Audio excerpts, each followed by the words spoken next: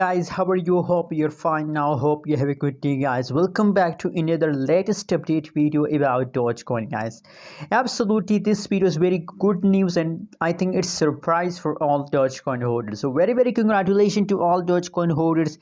And the another good news for all of you is that is I predicated Dogecoin in my previous videos that possibilities that at the last of October the price of Dogecoin will highly pump. So now you can see here the price is absolutely in the huge move. So just hold for a long time if you want profit. You already know about Dogecoin previous changes. You know what, in August the price highly pumped. So now on the basis of these updates, just look here the latest update of Dogecoin absolutely completely going positive. So that's very good news for all of you. Last 1 hour, last 1 day, last 1 week, these all changes is going positive.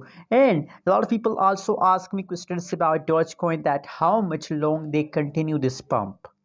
So guys, now I believe, I'm sure about it, that to the last of uh, October, Dogecoin will continue this pump. So just hold, never forget to sell. Forget it, guys. Just forget it for 1 month, forget it for 2 weeks. But absolutely, the last days of a month is very important. It's time to hold because in the last days of month the price start pumping, guys.